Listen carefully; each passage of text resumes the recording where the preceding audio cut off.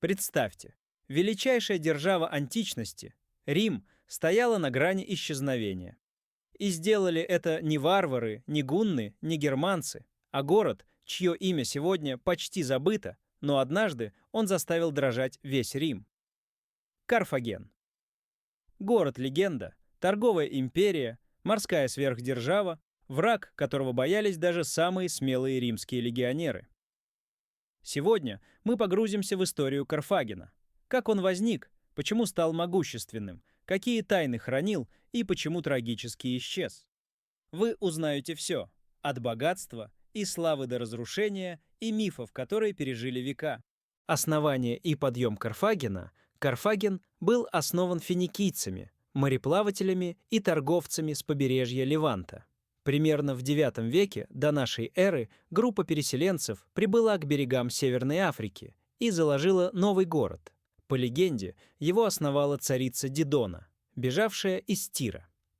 Название Карфаген означало «новый город».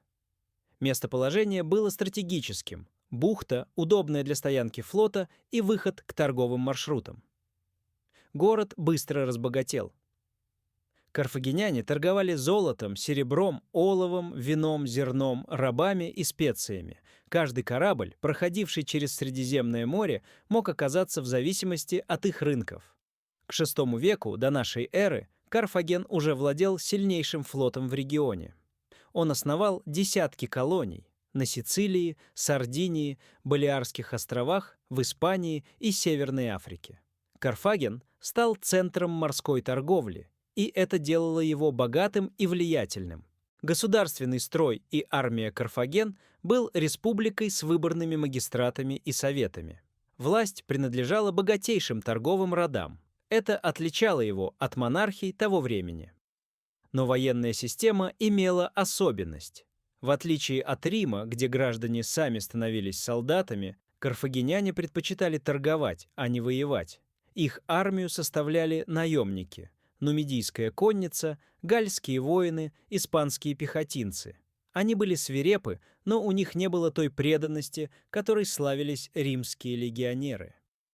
Флот же был гордостью Карфагена. Он считался непобедимым. Корабли, оснащенные таранами и катапультами, доминировали на море. Первая Пуническая война. Соперничество с Римом было неизбежным. Два государства стремились контролировать Средиземное море. Первое столкновение произошло за Сицилию. Первая Пуническая война длилась 23 года, с 260 по 241 год до нашей эры. Римляне никогда прежде не строили флот, но ради борьбы с Карфагеном они буквально за год создали сотни кораблей. Сражения были ожесточенными. Римляне изобрели устройство под названием «Ворон» — мост с крюком, позволяющий захватывать карфагенские корабли и превращать морской бой в сухопутное сражение прямо на палубе. В конце концов, Рим одержал победу. Карфаген потерял Сицилию, важнейший источник хлеба и денег. Это было тяжелое поражение. Вторая Пуническая война и Ганнибал.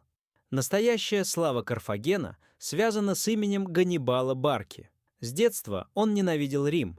По легенде, его отец Гамилькар заставил мальчика поклясться, что он будет врагом Рима до конца жизни. И он сдержал клятву.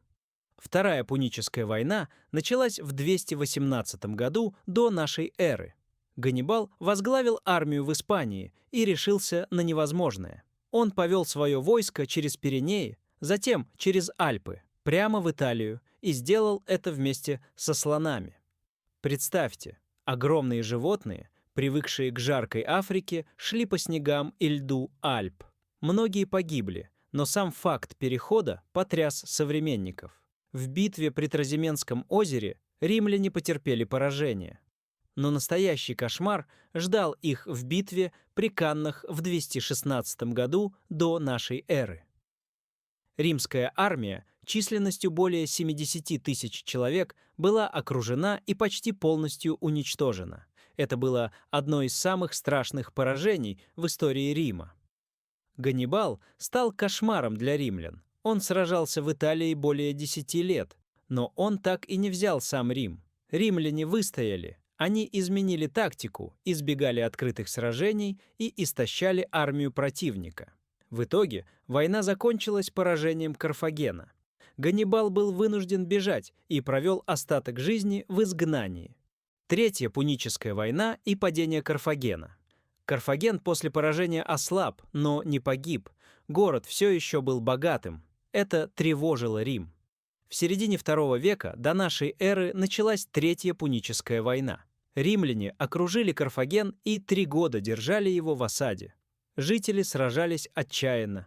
Мужчины, женщины, даже дети стояли на стенах. Но в 146 году до нашей эры Карфаген пал. Город был разрушен до основания. По легенде, римляне посыпали землю солью, чтобы там никогда больше ничего не росло. Культура и повседневная жизнь. Карфагеняне были талантливыми инженерами. Они построили гигантский военный док, где могли скрывать сотни кораблей. Их торговая сеть простиралась от Африки до Атлантики. По некоторым версиям, карфагенские моряки достигали даже Британских островов. А есть гипотезы, что они плавали еще дальше, в Африку и за океан. Религия Карфагена вызывает споры. Некоторые источники утверждают, что они приносили человеческие жертвы богу Молоху. Часть ученых считает это римской пропагандой, другие находят археологические подтверждения. Карфагеняне жили в богатом и развитом городе. Улицы были вымощены, дома многоэтажные, рынки полны товаров. Это был центр цивилизации, соперник Рима. Наследие. Карфаген пал, но его наследие осталось. Рим перенял опыт морской торговли и часть технологий. Имя Ганнибала навсегда вошло в историю как символ военного гения и ненависти к Риму. История Карфагена учит нас. Даже самые могущественные империи не вечны. Они могут исчезнуть, если допустят ошибки. Карфаген рухнул. Но вместе с ним начался новый этап истории Рима, который вскоре сам стал мировой империей. Карфаген был уничтожен, но память о нем живет до сих пор. Его история — это напоминание о том, как быстро могущество может смениться падением. Подписывайтесь на канал. В следующем видео мы расскажем о другой исчезнувшей цивилизации, которая оставила после себя больше вопросов, чем ответов.